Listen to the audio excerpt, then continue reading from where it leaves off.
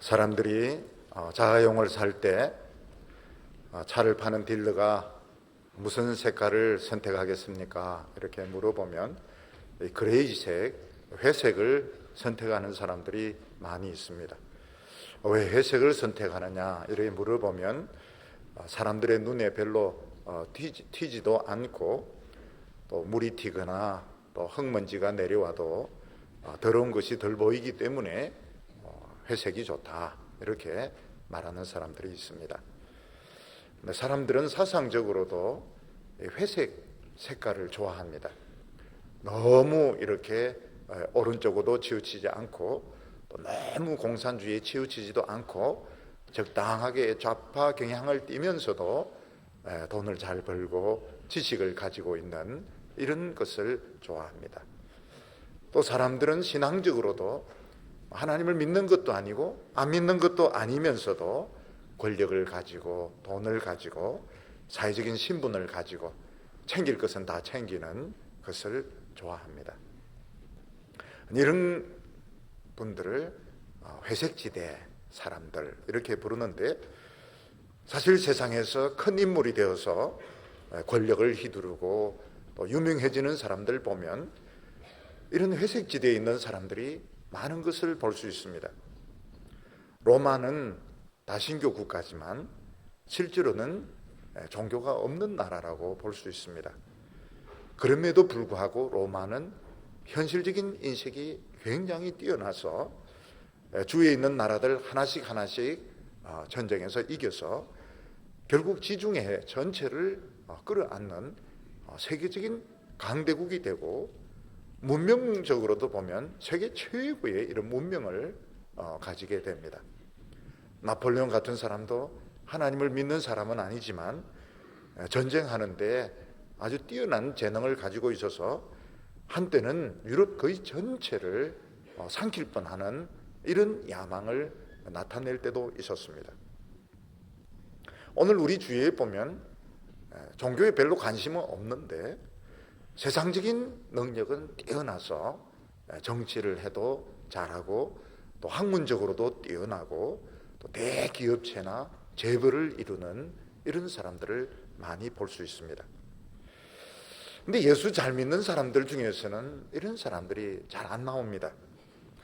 왜냐하면 스스로 하나님의 종이다 이렇게 생각하기 때문에 굳이 큰 일을 하려고 하지도 않고, 또 하나님께서도 그런 재능을 안 주실 때가 많기 때문입니다. 오늘 말씀 이사야 34장을 보면 하나님께서 드디어 온 세상을 심판하겠다 이렇게 말씀하시면서 그 중에서 집중적으로 에돔이란 한 나라를 철저하게 멸망시킬 것이라고 말씀하고 있습니다. 하나님은 지금까지 이사야를 통해서 주로 유다를 삼키려고 하는 아수르에 대한 말씀을 많이 하셨습니다. 하나님께서 유다의 대적은 망할 것이고 유다는 영원히 뽑히지 않는, 옮겨지지 않는 장박이 될 것이다 이렇게 말씀을 해오셨습니다. 그러다가 오늘 본문에 와서는 갑자기 온 세상을 다 초청하면서 온 세계와 온 땅에 있는 모든 족속들, 모든 짐승들을 다 초청하면서 하나님께서 그들에 대해서 진노할 것이다 이렇게 말씀을 하고 있습니다. 특히 에돔에 대해서 집중적으로 하나님께서는 심판할 것이라고 말씀하고 있습니다. 왜 하나님은 이 에돔에 대해서 또 지금까지 가만히 내버려 두고 있던 온 세상에 대해서 하나님의 진노를 나타내실까요? 이 에돔이나 다른 나라들은 회색 국가에 속하는 것입니다. 지금까지는 흰색과 까만색을 주로 이야기했습니다. 유다와 유다를 대적하고 있는 아수르에 대해서 주로 말씀하시다가 이제 하나님께서는 전 세상을 향하여 눈을 돌리시면서 종교에 관심이 없고 하나님을 믿어도 좋고 안 믿어도 좋지만 이 세상적인 재능이 뛰어나서 돈도 벌고 권력도 가지고 좋은 것을 다 가지고 있는 그들, 특히 이 에돔 족속들을 하나님께서 심판하겠다 이렇게 말씀하고 있습니다. 하나님께서 이 세상을 내버려 두신 것은 무관심하거나 그들이 옳아서 그렇게 한 것이 아니고 더 급한 일, 더 중요한 일이 있었던 것입니다. 그게 무엇인가 하면 연약한 가운데서 믿음을 가지려고 애쓰는 하나님의 백성들, 자신의 그 정체성에 대해서 의심을 가지고 혼란을 가지고 있는 주의 백성들을 붙들어주는 것이 급했던 것입니다. 그리고 난 뒤에 하나님은 드디어 무엇을 말씀하시는가 하면 악하지도 않고 선하지도 않고, 그렇지만 세상의 모든 것은 다 가지려고 하는 이 회색지대에 있는 사람들 하나님께서 심판하겠다, 이렇게 말씀하고 있습니다. 오늘 첫 번째는 보면 온 세상에 되어질 일을 하나님이 말씀하고 있습니다. 우리가 가끔 서울역 대합실이라든지 이런 데 보면 공공장소, 비행기 터미널 같은 데서 설치된 대형 텔레비전을 사람들이 많이 모여서 아주 긴장해서 볼 때가 있습니다. 보통 때는 텔레비전 틀어놔도 보지 않던 사람들이, 많은 사람들이 모여들어서 보고 있는 것은 아주 우리나라에 중요한 일이 터졌기 때문입니다. 북한이 핵실험에 성공을 했다든지, 비행기가 어느 곳에 떨어졌는데 많은 사람들이 죽거나 다쳤다든지, 혹은 개인 신상 정보가 새가지고 지금 막 개인 정보가 팔리고 있다든지, 이런 문제는 모든 사람들이 관심을 가지는 문제이기 때문에 사람들이 텔레비전 앞에서 모여서 막 관심을 가지고 그 뉴스를 보게 됩니다. 오늘 하나님께서는 세상 모든 사람들을 하나님의 말씀에 귀를 기울이라고 초청을 하고 있습니다. 이사야 34장 1절을 보면 열국이여 너희는 나와 들을지어다, 민족들이여 귀를 기울일지어다, 땅과 땅에 충만한 것, 세계와 세계에서 나는 모든 것들이여 들을지어다, 이렇게 말씀하고 있습니다. 지금까지 유다 백성이 아닌 사람들, 또 아수르 사람이 아닌 사람들은 하나님이 말씀하시는 것이 자기와 상관이 없기 때문에 들으려고 하지 않았습니다. 관심도 가지지 않았습니다. 근데 하나님께서는 이제 온 세상을 향해서 너희들이 유다 백성이든지 아니든지 간에 너희들 하나님 앞에 와서 하나님 말씀을 들어야 된다고 말씀하고 있습니다. 땅과 땅에 충만한 것들, 세계와 그 세계에서 나는 모든 것들은 하나님의 말씀을 들어야 된다고 말씀하고 있습니다. 하나님께서 세상의 모든 사람들, 모든 것들을 말씀을 들으라고 초청하는 것은 좋은 일일까요? 나쁜 일일까요? 이것은 좋은 일입니다. 우리가 이 세상에서 많은 초청을 받습니다. 결혼식에 초청을 받기도 하고, 음악에 초청을 받기도 하고, 또 그리고 먹는 이런 잔치에 초청을 받기도 하지만 최고의 초청이 하나님의 말씀을 듣는 초청인 것입니다. 왜냐하면 하나님의 말씀은 그 자체가 생명이기 때문에 지금 막 죽을 길을 향하여 가는 사람이 말씀을 들으면 살게 됩니다. 어떤 사람이 얼음벽을 타고 올라가다가 미끄러져서 떨어지다가 줄을 딱 잡게 되면 그 사람이 사는 것처럼 하나님의 말씀은 생명의 줄인 것입니다. 그래서 말씀을 들으러 초청하는 것은 굉장히 좋은 것입니다. 그뿐만 아니라 하나님의 말씀은 우리를 가치 있게 만듭니다. 우리가 세상에 좋은 것들 아무리 많이 가져도 우리 자신을 가치 있게 하지 못합니다. 근데 하나님의 말씀을 들으면 우리 자신의 가치가 굉장히 업그레이드 되게 되고, 그것을 통해서 생각지도 못했던 하나님의 뜻이 이루어지게 되는 것입니다. 되게 많은 성도님들이 하나님의 말씀을 듣게 되는 이런 계기가 들으려고 해서 듣는 것이 아닙니다. 여러 가지 어떤 어려움 가운데서 또 길이 잘 열리지 않기 때문에 교회 와서 하나님의 말씀을 듣게 되는데, 말씀을 들으면서 자신의 가치가 엄청 업그레이드 되게 되고, 업그레이드 되고 나니까 새로운 세상이 보이게 되는 것입니다. 땅과 땅에 충만한 것들, 세계와 세계에서 나는 것들은 사람만 의미하는 것이 아니고 거기에 있는 모든 짐승들, 풀들, 벌레들 다 초청을 하고 있는 것입니다. 이것은 비유적인 표현입니다. 이 당시 세상에서는 높은 지위를 가지고 있어서 인간 취급을 받으면서 다른 사람을 지배하면서 사는 사람이 있었는가 하면 그들이 신분이 노예고 종이기 때문에 사람 취급받지 못하고 짐승 취급받는 사람들도 있었습니다. 하나님께서는 그런 거 상관없다, 누구든지 다 하나님의 말씀을 들으러 와야 된다, 이렇게 말씀한 뒤에 하나님은 결코 그들에게 달콤한 이야기, 듣기 좋은 이야기를 하시지 않고 하나님의 진노의 이야기, 아주 심판의 이야기, 심각한 말씀을 하시는 것을 볼 수가 있습니다. 2절과 3절 보면 대저 여호와께서 열방을 향하여 진노하시며 그들의 망군을 향하여 분내사 그들을 진멸하시며 살육당하게 하셨은즉 그 살육당한 자는 내 던진 바 되며 그 사체의 악취가 솟아오르며 그 피의 산들이 녹을 것이며, 하나님께서는 사람들에게 기껏 하나님의 말씀을 들으라 이렇게 해놓고 하나님은 그들에 대한 분노, 그들에 대한 진노의 말씀을 하고 있습니다. 하나님께서 얼마나 그들에 대해서 진노하고 있는지, 많은 사람들이 죽어서 그 시체가 던져지게 되고 그 시체에서 막 썩는 냄새가 나게 되고 얼마나 사람들이 피를 많이 흘리게 되는지 산이 피에 녹아서 흐르는 것처럼 보이게 될 거다, 이렇게 말씀하고 있습니다. 우리에게 궁금한 것은 왜 하나님께서는 지금까지 다른 나라에 대해서 아무 말씀을 하시지 않다가 유다에 대해서, 아수르에 대해서만 말씀을 하시다가 왜 갑자기 지금까지 관심이 없었던, 말씀하지 않았던 온 세상에 대해서, 특히 에돔 독속에 대한 하나님의 분노를 말씀하시고 심판을 말씀하시느냐 하는 것입니다. 그것은 하나님께서 지금까지 진노하지 않아서 그런 것이 아니고 더 급한 것이 있었기 때문에 하나님의 순서에서 밀렸던 것입니다.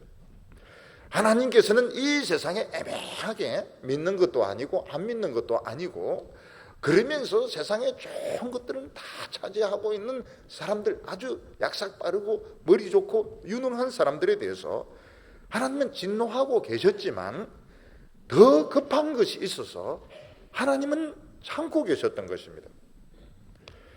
그 급한 것이 무엇이었는가 하면 우리 소자들, 하나님을 믿고 말씀대로 살고 싶어 하지만 너무 믿음이 연약하기 때문에, 너무 신앙적으로 어리기 때문에 고민하고 걱정하고 염려하는 사람들, 악의 세력에 의해서 삼켜질 수밖에 없는 이런 연약한 자들을 붙들어 주시는 것이 하나님에게는 더 급했기 때문인 것입니다. 우리나라 텔레비전이나 신문 방송도 모든 것을 다 보도하지 않습니다. 텔레비전 방송국이나 이런 신문사 편집국에는 수많은 정보들이 들어오는데, 포항제철이 예를 들어서 용광로가 녹았다든지, 또는 원전이 스톱을 했다든지, 그리고 어느 곳에 큰 대형 사고가 터졌든지 이러면 다른 이런 뉴스들은 밀리는 것입니다. 워낙 큰 것들이 있었기 때문에. 그런데 밀리다가 나중에 그렇게 큰 뉴스거리가 없으면 청소년들이 담배 피우는 이야기라든지, 그리고 경제가 곤두박질 해가지고 기업들이 문을 닫은 이야기라든지, 복지 예산이 막 깎이게 됐다는 이런 것들이 이제 뉴스를 차지하게 되는 것입니다.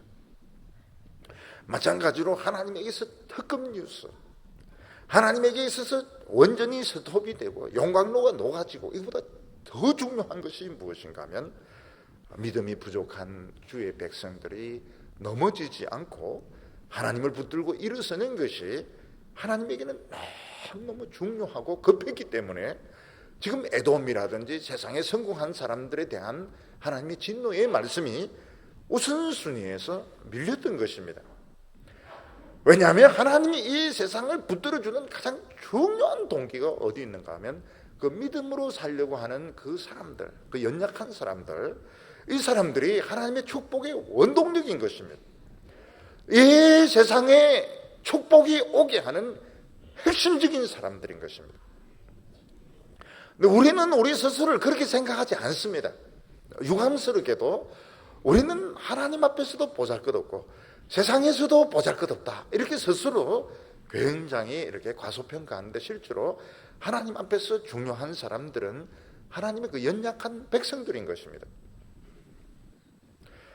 우리 성도들은 머리가 좋아서 시험에 척척 붙는 것도 아니고 돈 버는 재주가 있어서 돈을 많이 버는 것도 아니고 할 수 있는 재주가 뭡니까? 할 수 있는 재주는 딱 하나밖에 없습니다. 예수 믿는 재주밖에 없습니다. 딴 데 안 가고 교회 오는 재주밖에 없습니다. 설교 듣는 재주밖에 없는 건 딴 재주가 없어요. 근데 하나님은 이런 사람들을 너무너무 중요하게 생각해서 다른 것들은 우선순위에 다 밀리는 것입니다. 그리고 나서 하나님의 백성들이 막 부흥이 일어나고 자신감을 되찾고 난 뒤에 하나님 이 세상에 대해서 한마디 뭐라고 말씀하십니까? 내가 가만히 있었지만 보자 하니까 너희들 좀 지나치다. 내가 사실은 옛날부터 진작부터 엄청 화내고 있었거든. 이러면서 사람들 죽어서 집어 던지고 악취가 나게 되고 산은 막 피에 녹게 될 것이라고 말씀하고 있습니다. 우리가 보기에는 그 사람들 정말 똑똑한 사람들이고 복받은 사람들이고 막 이 세상을 끌고 가는 사람인 것 같은데 왜 하나님은 그런 사람들에 대해서 진노를 하실까 하는 것입니다. 그것은 이 세상 자체가 멸망을 향하여 가고 있기 때문에 그들이 하나님을 모르고 성공한 것이 아닌 것입니다. 결국 하나님을 모르는 사람들은 멸망할 수밖에 없습니다. 전쟁이 터져서 수많은 사람들이 죽어서 시체가 썩든지 아니면 자연사를 한다 하더라도 결국 사람은 다 죽게 되어 있는 것입니다. 전쟁이 터지면 어떻습니까? 사람 죽은 시체가 쌓이고 그리고 시냇물은 막 피가 되어서 흐릅니다. 그렇지 않다 하더라도 전쟁이 터지지 않다도 모든 사람은 언제나 다 죽습니다. 그래서 하나님을 믿지 않고 믿는다 하더라도 그냥 대충 믿고 이 신앙의 회색지대에 있는 사람들, 그러면서 세상에서는 좋은 것은 다 차지하면서 권력과 돈과 지식을 다 가지고 있는 사람들이 결국은 똑똑한 것이 아니라고 말씀하고 있습니다. 마치 큰 빌딩이 불이 나고 있으면 다리가 부러지든 머리가 팍 터지든 그 빌딩에서 밖으로 탈출을 하는 것이 중요한 것입니다. 근데 그 불타는 빌딩 안에서 좋은 것 다 차지하고 있는 사람이 현명한 사람이냐? 결코 현명한 사람이 아니라는 것입니다. 우리 성도들은 진작 눈치를 챘습니다. 이 세상이 자꾸 뜨거워지고 있다.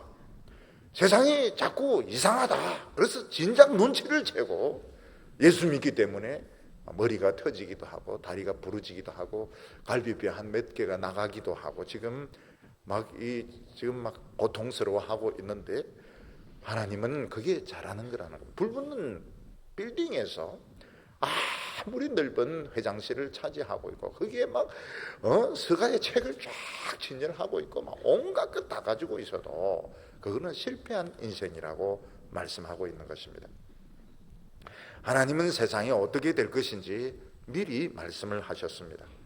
4절에 하늘의 만상이 사라지고 하늘들이 두루마리 같이 말리되 그 만상의 쇠자남이 포도나무 잎 마름 같고 무화과 잎 마름 같으리라. 하나님은 세상이 어떻게 될 것인가 하면 하늘의 만상이 다 사라진다고 했습니다. 하늘에 있는 수많은 별들, 달들, 태양들 다 없어질 거라고 말했습니다. 별은 그렇다 치더라도 태양이 없어지면 어떻게 됩니까?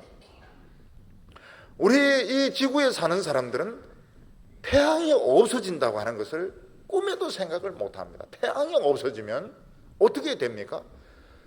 이 온 세상이 캄캄하게 되고 그리고 기온이 떨어지게 되니까 다 얼어붙을 것입니다. 식물들, 동물들 다 죽을 것입니다.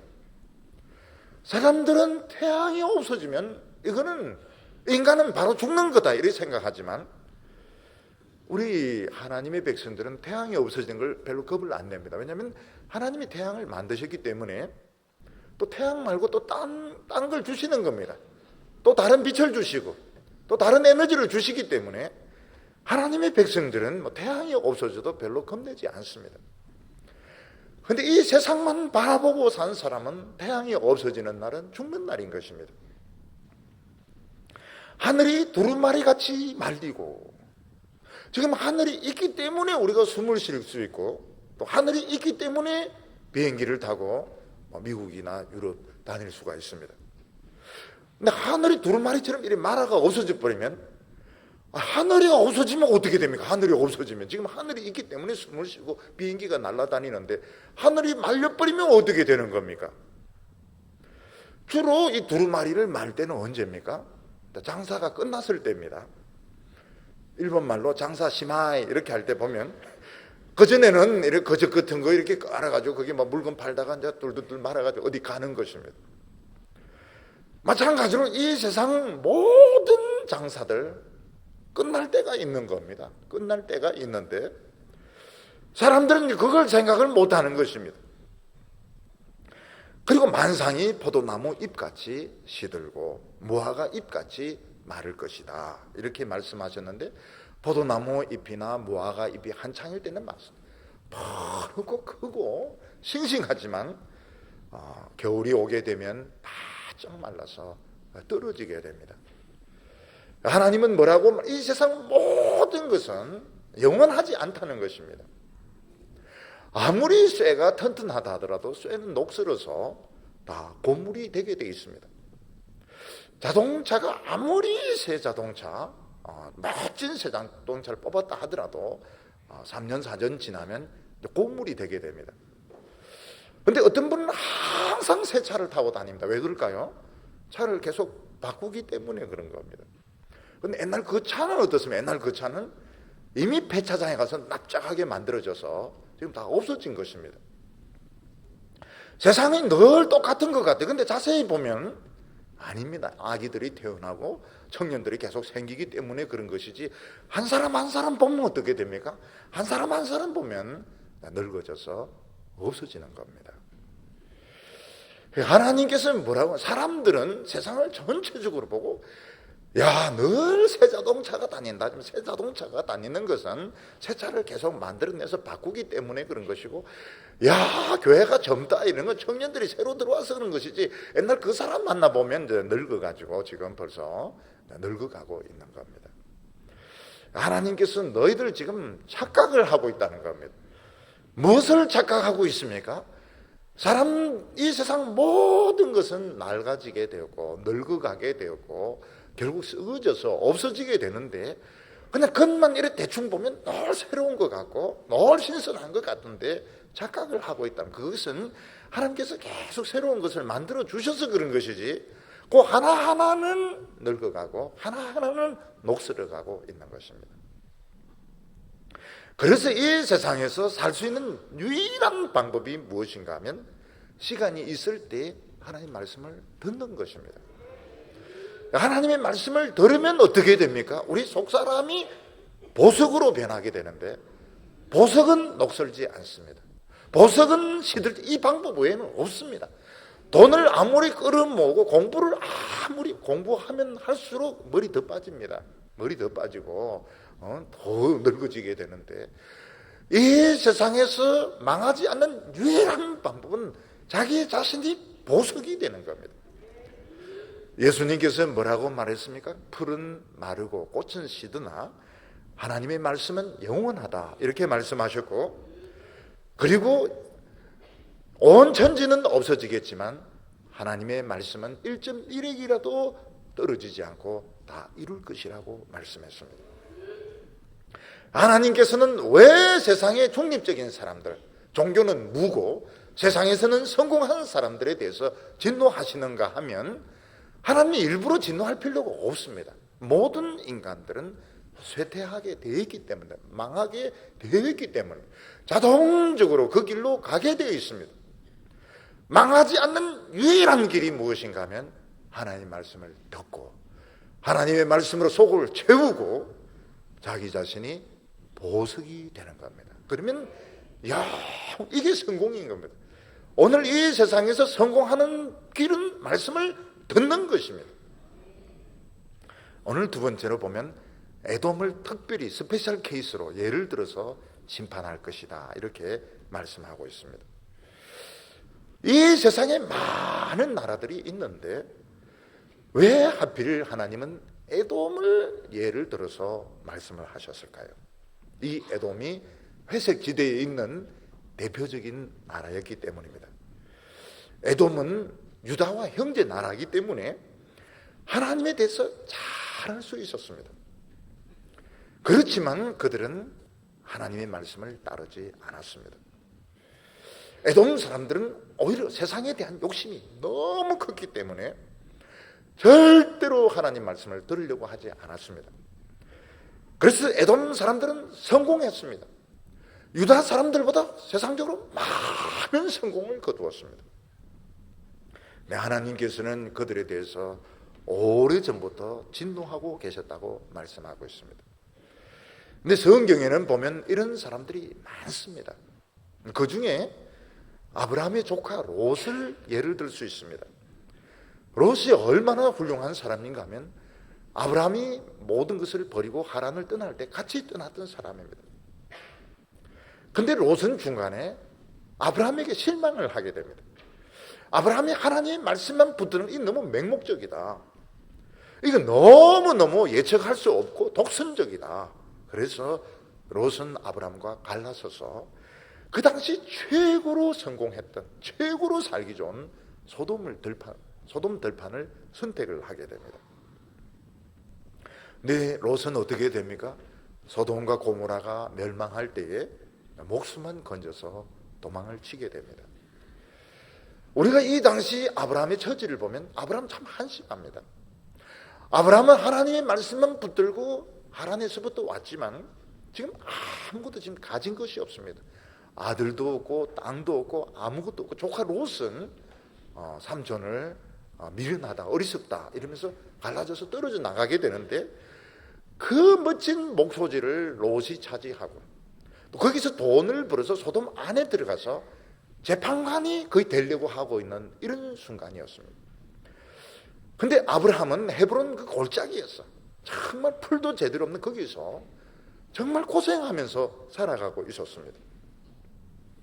근데 결국 어느 한순간 유황불이 떨어지면서 소돔 사람들, 고모라 사람들 다 죽고 롯도 재산을 잃고 부인은 소금 기둥이 되고 그냥 딸 둘하고 목숨만 건져서 탈출을 하게 됩니다.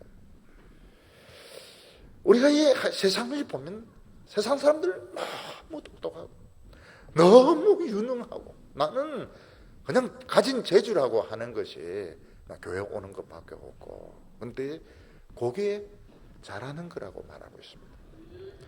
아브라함의 아들 이스마엘도 이런 부류의 사람이었습니다. 이스마엘은 아브라함의 큰아들입니다. 그렇지만 자기 힘만 믿고 이삭을 괴롭히다가 쫓겨나게 되었습니다. 이스마엘이 얼마나 고집스러운가 하면 너 하나님께 기도해라. 이스마엘이 기도 응답이란 뜻입니다. 그렇지만 하나님께로 안 돌아옵니다. 들나귀처럼 살았습니다. 에서는 야곱과 형제였습니다. 그러나 에서는 하나님의 말씀에 관심이 없었습니다.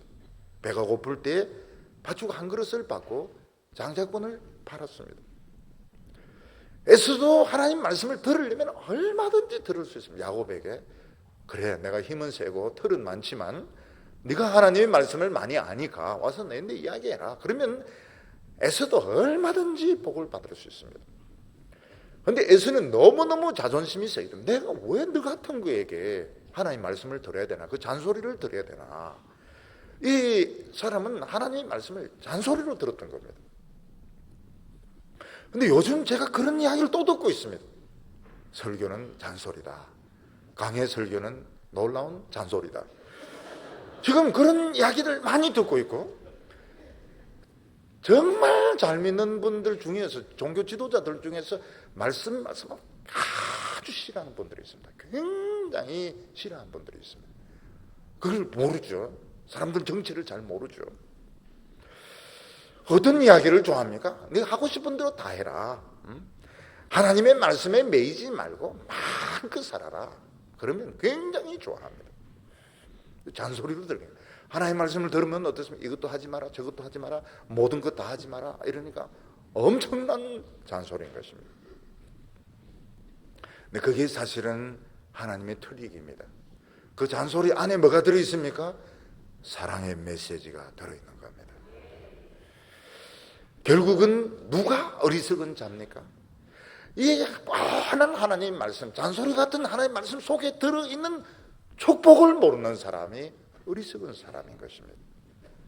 5절에 보면 여호와의 칼이 하늘에서 족하게 마셨은즉 보라, 이것이 에돔 위에 내리며 진멸하기로 한 백성 위에 내려서 그를 심판할 것이라. 여기 보면 에돔 위에 내리며 진멸하기로 한 백성은 동격입니다. 에돔은 진멸하기로 결정된 백성인 것입니다. 여호와의 칼이 하늘에서 족하게 마셨다. 뭘 마셨습니까? 옛날에 사람을 죽이기 전에 막 술을 마시기도 하고 갈증이 생기니까 물을 마시기도 하는데 하늘에서부터 잘 준비가 되어 있다는 것입니다. 옛날에 보면 전쟁하기 전에 보면 칼을 막 갑니다. 갈고 칼에 기름을 잔뜩 먹여 놓습니다. 칼이 잘 들게 하기 위해서. 에돔은 하나님 앞에서 심판하기로 결정이 된 민족인데 하나님 앞에서 지금 심판이 지금 엄청 준비가 되어 있는 것입니다. 왜 하나님께서는 에돔을 특별한 예로 들었을까요? 에돔은 하나님의 백성과 굉장히 가깝습니다. 형제입니다. 하나님의 말씀을 들으려고 했으면 얼마든지 들을 수 있는 사람들입니다.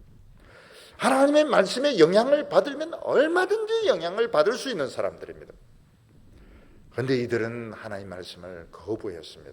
왜냐하면 하나님의 백성들이 막 고생하는 거 보기가 싫었던 겁니다. 왜 하나님을 믿노라 하면서 저렇게 못 살고 저렇게 찌질이도 못 살고 저렇게 고생을 하는가, 그 연단을 이해를 못했던 것입니다. 그들이 보기에는 그냥 하나님 그냥 믿는 거로 해놓고 세상에서 성공하고 공부도 잘하고 권력을 잡고 이러면 참 좋을 것 같은데 왜 아무것도 못하고 저를 빌빌거리는가. 저게 이제 꼴보기가 싫고, 그리고 그들은 자존심이 너무 높았기 때문에 너희들에게 하나님 말씀을 안 배우겠다. 그래서 그들은 다 하나님을 싫어했던 것입니다. 놀라운 것은 예수님의 제자들 중에서도 이런 사람이 있었습니다. 가룟 유다는 적어도 제자들이 보기에는 절대로 예수님을 배신할 사람 같지가 않았습니다. 예수님을 배신한다면 도마가 아마 1번일 거고, 또 베드로도 보면 늘 야단 맞고 이러니까 의심의 소지가 있지만 사람들은 가룟 유다가 예수님을 배신할 거라고 생각을 안 했습니다. 너무 사람이 완벽하기 때문에, 너무 지식이 많았기 때문에. 그런데 가룟 유다는 예수님을 더 이상 믿을 수가 없었습니다.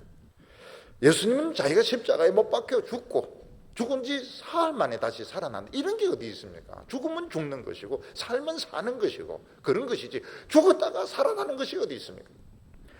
그러니까 다른 제자들은 이걸 아예 생각을 안 합니다. 이거는 우리 모르겠다, 골치 아프다, 그냥 죽는 것도 모르겠고 사는 것도 모르겠고 그냥 끝까지 예수님을 따라다니는데, 가룟 유다는 이걸 이해를 하는 겁니다. 이 양반은 죽을 사람이다. 죽으면 죽지 또 왜 사냐. 그래서 결국 예수님을 언삼십에 팔고 배신을 했습니다. 이런 것을 보면 가룟 유다가 예수님을 따르면서도 얼마나 고민이 많았는가, 얼마나 마음속에 갈등이 많았는가를 알 수 있습니다. 왜냐하면 똑똑하니까요. 다른 제자들은 왜 안 팔았습니까? 팔고 싶지만 이 사람들은 그게 이해가 안 되는 겁니다. 머리도 좋지 못하고 그냥 무조건 따르는 겁니다. 그래서 이 사람들은 끝까지 예수님을 배신하지 않았고, 가룟 유다는 머리가 막 돌아가는 사람이기 때문에 믿을 수가 없었던 것입니다. 하나님께서는 에돔 사람들이 그렇게 아끼던 가축들 다 죽을 거라고 말했습니다. 6절과 7절 보면 여호와의 칼이 곧 어린 양과 염소의 피에 만족하고 기름 곧 수양의 콩팥 기름에 윤택하리니 이는 여호와를 위한 희생이 보스라에 있고 큰 살육이 에돔 땅에 있음이라.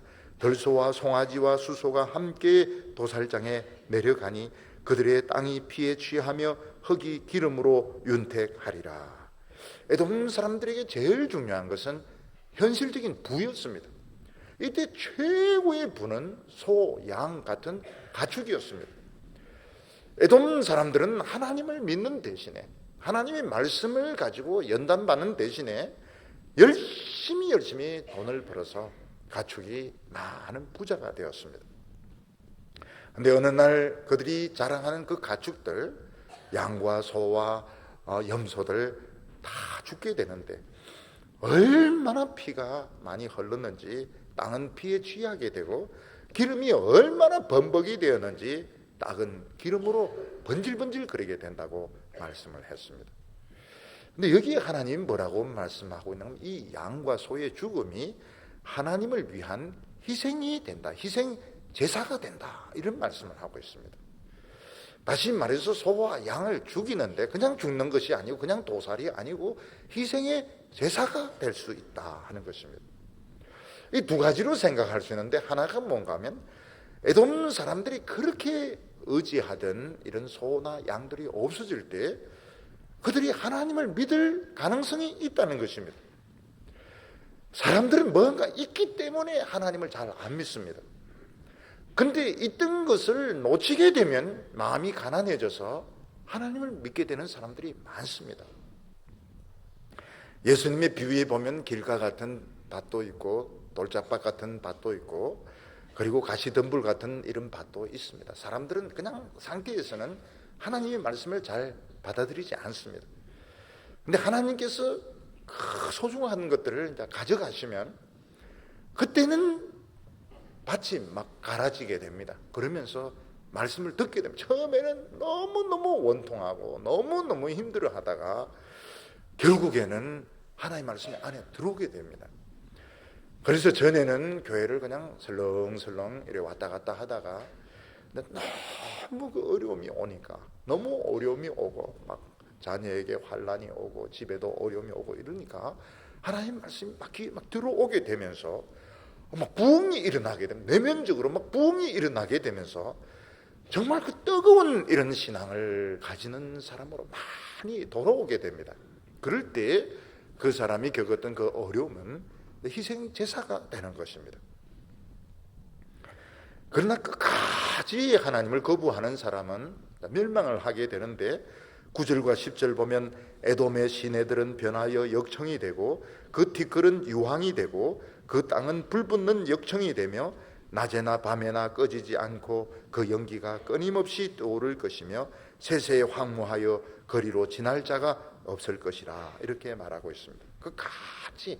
끝까지 이런 많은 어려움을 당해도 하나님께 돌아오지 않는 사람들은 소돔 고모라 같이 영원히 꺼지지 않는 지옥불에 빠지게 된다 이렇게 말씀을 했습니다. 이 팔레스타인은 기름이 많이 나기 때문에 이 지면까지 이게 기름이 올라와서 역청구덩이가 많다고 합니다. 역청구덩이에 이제 불이 붙으면 이 불이 꺼지지 않습니다. 세상에서 이렇게 불을 끄는 사람 중에서 제일 어려운 고난도의 기술 중에 하나가 뭔가 하면 이 캘리포니아의 이 산불 끄는 사람들입니다. 이 캘리포니아의 산불은 지중해성 기후를 가지고 있기 때문에 기름이 많습니다. 아주까리라든지 유칼립투스 전부 기름 투성이 아닙니다. 그래서 이 캘리포니아에 불이 붙으면 불이 꺼지지 않습니다. 불을 못 끕니다. 기름밭에 불 붙은 것 같습니다.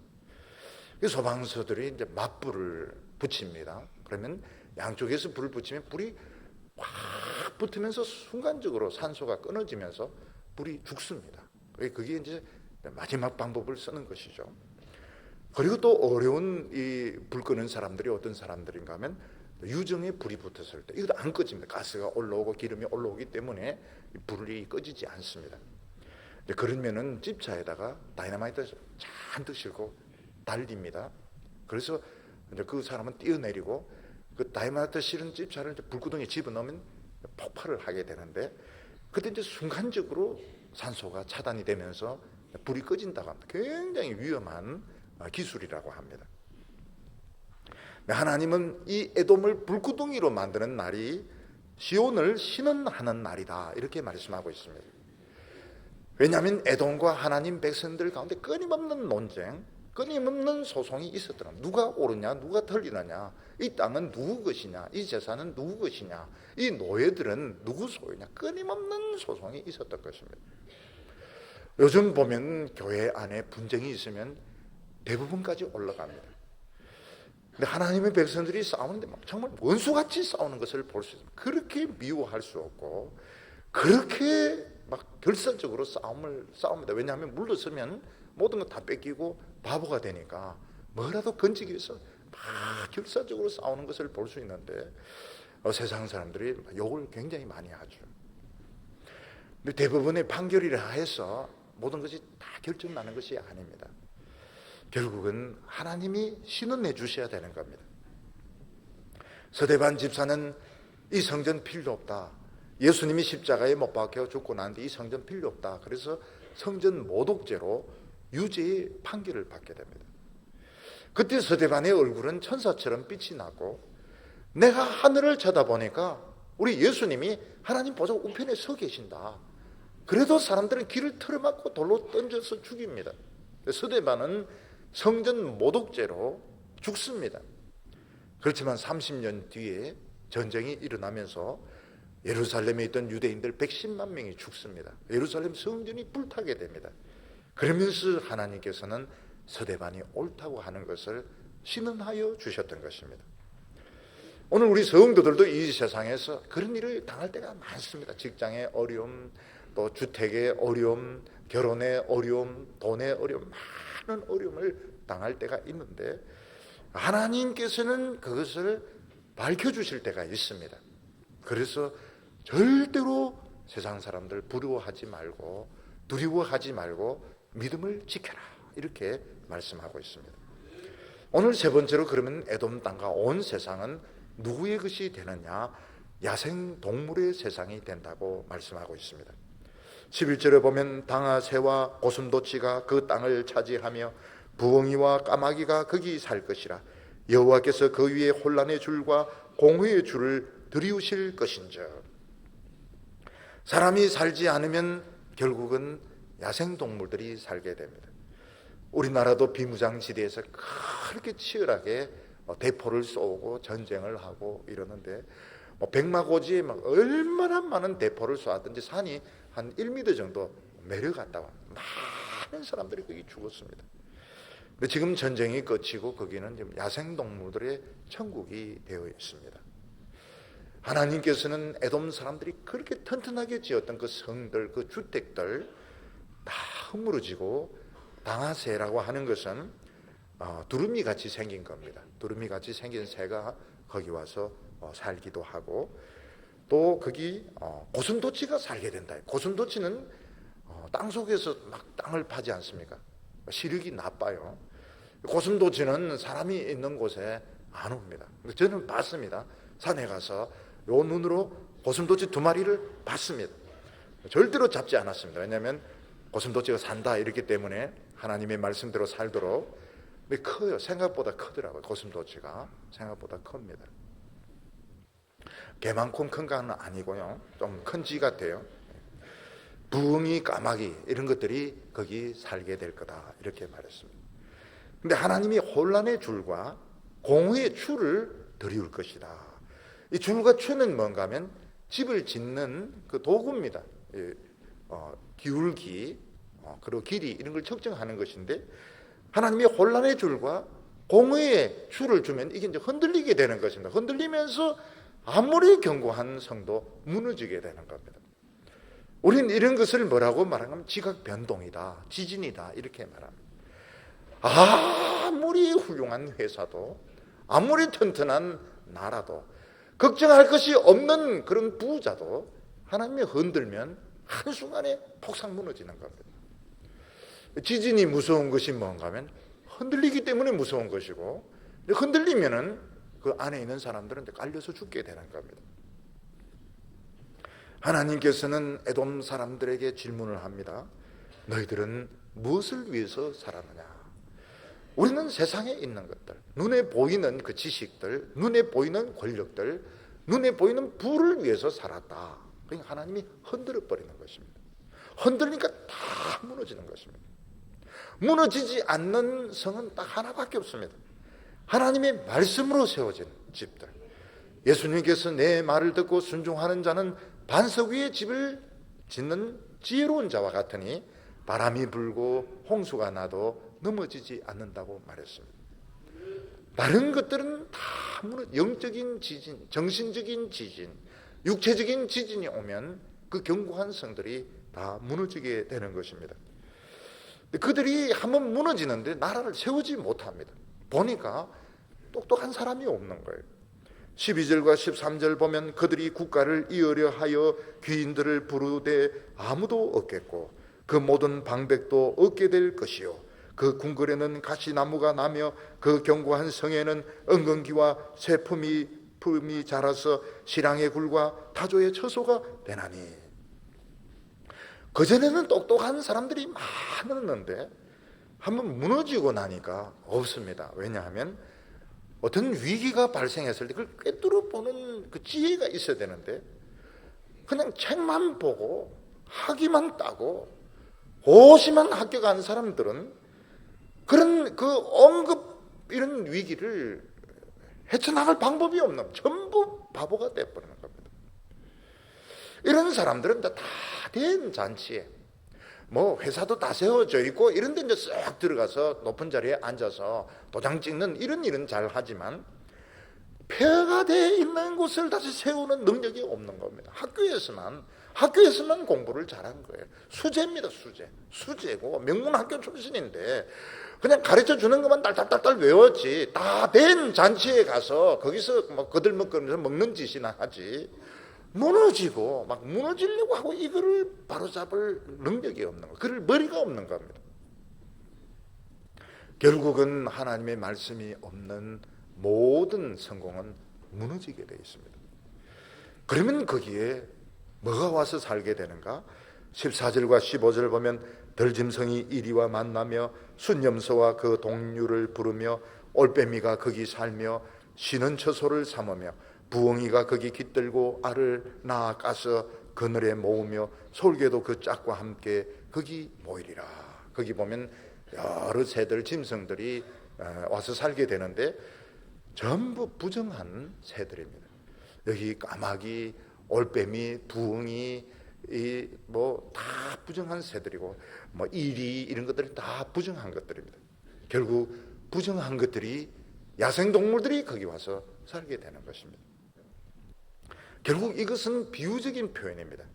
하나님께서는 하나님을 모르던 우리 같은 이방인들을 하나님께서 깨끗하게 하셔서 이리와 같은 우리들, 올빼미 같은 우리들, 올빼미 같은 사람도 있습니다. 밤새도록 게임하는 사람 올빼미입니다. 밤새도록 채팅하는 사람 부엉이입니다. 올빼미와 부엉이가 뭐가 틀리느냐? 우리 디모데 청년들에게 숙제를 내줬더니 정답이 왔습니다. 올빼미와 부엉이가 뭐가 틀리느냐? 귀가 있으면 부엉이고 귀가 없으면 올빼미. 그게 정답이었습니다. 우리 교회 청년들은 참 성경을 하나를 봐도 정말 백과사전을 봐가면서 정확한 정답을 이렇게 보는데 밤새도록 게임하는 것은 올빼미고 밤새도록 채팅하는 것은 부엉이고 결국 예수 믿을 때 이제 낮에 와서 막 찬양을 하는 것이죠.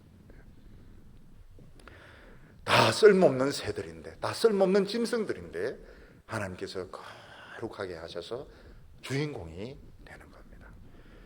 절대로 올빼미란 그 소리 안 하죠. 자기가 옛날에 일이었노라 막 침 흘리면서 막 그런 거 닭 잡아먹고 이런 이야기 절대로 안 합니다. 저는 뭐 어렸을 때보다 기도만 하고 이런 데 다 거짓말입니다. 다 옛날에는 다 죄지고 막 엄청 방황하고 이러다가 하나님이 깨끗하게 하셔가지고 하나님의 종들도 되고 귀한 사람들도 된 겁니다. 중요한 것은 16절입니다. 너희는 여호와의 책에서 찾아 읽어보라. 이것들이 가운데 빠진 것이 하나도 없고 제 짝이 없는 것도 없으리니 이는 여호와의 입이 이를 명하셨고 그의 영이 이것을 모으셨음이니라. 결론입니다. 결론. 이 세상에서 그냥 회색지대에 있으면서 믿는 것도 아니고 안 믿는 것도 아니고 세상에 좋은 것은 다 커졌는데 알고 보니까 속은 겁니다. 진짜 중요한 것은 하나님의 말씀을 듣는 것이었는데, 천지는 없어지겠지만 여호와의 말씀은 1.1행이라도 없어지지 않고 다 이루리라. 저도 이 어릴 때부터 신앙생활을 했지만 말씀의 가치는 몰랐습니다.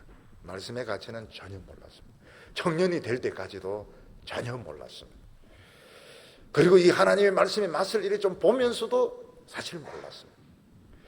저는 이 영혼의 가치는 알았습니다. 영혼의 가치, 청년들의 가치. 그래서 공부를 더 할까, 유학 가서 공부를 더 할까, 그냥 청년들을 위해서 젊음을 쓸까, 막 이렇게 하다가 청년 쪽으로 돌렸습니다. 그건 영혼의 가치 때문에 그렇게 한 것이지 말씀의 가치는 사실 몰랐습니다.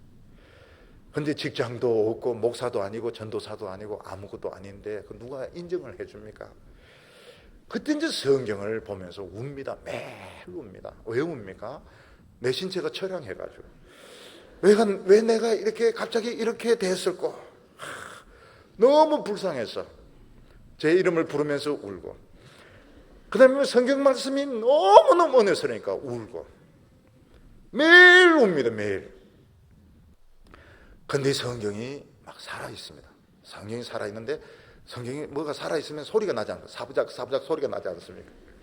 성경이 소리가 나는 겁니다. 사부작 사부작 사부작 사부작 소리가 나기도 하고 막 움직이기도 하고, 그게 그날 성취가 되기도 하고, 그날 읽었던 말씀이 그날 이루어지기도 하고. 그런데도 보물을 찾은 줄 몰랐던 겁니다. 나중에 이제 세월이 막 지나면서 이게 축적이 되고 막 부흥이 일어나고 막 청년들이 설교를 들으면 막 펄펄 뛰고 그러는데, 제가 설교를 잘하는 사람이 아닌데, 말을 매끄럽게 하는 사람이 아닌데 막 펄펄 뛰고 막 이러는데, 이 미친놈들이 왜 이러나 그러면서 이제 곰곰이 생각을 하면서 보니까 이걸 찾은 겁니다. 이걸 보물을 찾은 겁니다. 하나님은 뭐라고 말씀하고 있습니까? 성경책을 찾아서 읽어봐라. 빠진 데가 없다는 거. 완전함. 하나님의 말씀은 완전합니다. 이 세상의 지식은 빠진 데가 있습니다. 미싱 링크가 있습니다. 설명이 안 되는 부분이 있습니다. 뭐가 설명이 안 됩니까? 내 자신을 아는데 설명이 안 되는 부분들이 많습니다. 나의 미래에 대해서 설명이 안 되는 부분이 많습니다. 성경 말씀은 빠진 데가 없습니다. 완벽합니다. 그리고 성경은 성경이 짝이 있어서 성경이 성경을 설명하기 때문에 부족한 것이 없습니다. 충분합니다. 참 감사한 것이 성경 이것만으로 충분한 겁니다. 그러면 우리는 세상 공부할 필요가 없는가? 그건 아닙니다.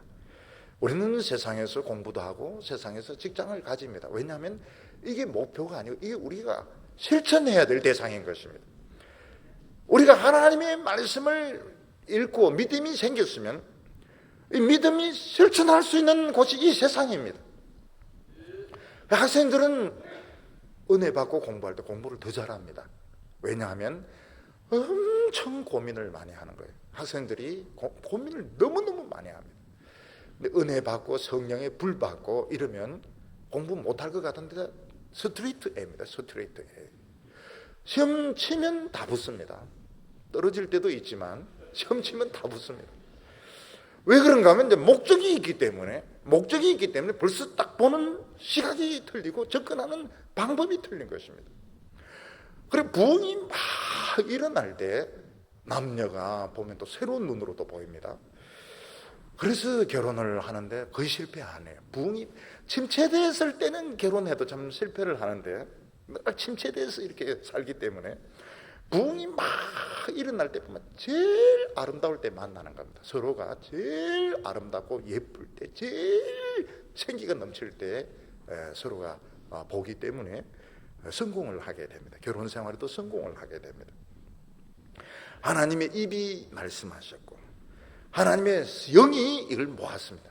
이때는 이사야 때는 앞으로도 성경이 많이 기록된 이 하나님의 성령이 다 모으기 때문에 하나님의 말씀은 이 자체가 생명이고 길이고 능력인 것입니다. 17절에 보면 여호와께서 그것을 위하여 제비를 뽑으심에 그의 손으로 줄을 띄어 그 땅을 그들에게 나누어 주셨으니 그들이 영원히 차지하며 대대로 거기에 살리라. 그것들이 뭡니까? 그것들이 바로 여기에 나오는 그 올빼미, 부엉이, 이리 이런 것들을 정말 족보에도 올릴 수 없는 야생 동물인데 하나님께서 띠가지고 제비를 뽑아서 땅을 나누어 주시고 또 줄로 땅을 나누어 주셔서 영원히 살도록 축복해 주신다고 말씀하셨습니다. 하나님의 눈에 제일 중요한 사람은 지금 말씀을 붙들고 너무 연약하게 살아가는 사람들, 미래도 기약이 없고 막 자꾸 넘어지고 이런 사람들이 최고로 중요합니다.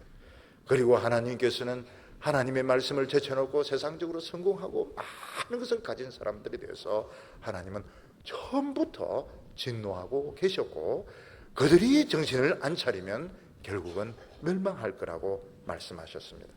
하나님께서 아무 가치 없는 저희들을 하나님께서 깨끗게 하여 주셔서 하나님의 백성이 되게 하셨습니다. 오늘 이 말씀으로 능력 받으시고 이 말씀으로 성공을 해서 영원히 존귀한 성도들 다 되시기를 축원합니다. 기도드리겠습니다. 거룩하신 하나님 아버지, 저희들로 하여금 말씀의 맛을 알게 하여 주시고 오늘 저녁에도 우리의 심령을 주님의 영원한 말씀으로 채우게 하여 주시니 감사합니다. 주여, 우리의 얼굴이 빛나게 하여 주시고 저희들의 영혼의 광채가 넘치게 하여 주시옵소서. 하나님 앞에 담대히 나아가서 기도하는 저희들 되게 하여 주시옵소서. 전에는 세상에 성공한 사람들 부러워했습니다. 그들을 따라가려고 했습니다. 이제는 불쌍히 여기게 하여 주시고 그들을 위하여 기도할 수 있는 저희들 되게 하여 주시옵소서. 부르짖는 입술을 허락하여 주시고 뜨거운 눈물을 허락하여 주시옵소서. 하나님, 내 마음에 오시옵소서. 충만히 임하여 주시옵소서. 오늘 기도하는 이 시간 마음에 쌓여있는 모든 염려 근심 다 없어지게 하여 주시고 원망과 불평 없어지게 하여 주시고 천사와 같은 모습으로 독수리와 같은 모습으로 우리 변화되게 하여 주시옵소서. 예수님의 이름으로 기도하옵나이다.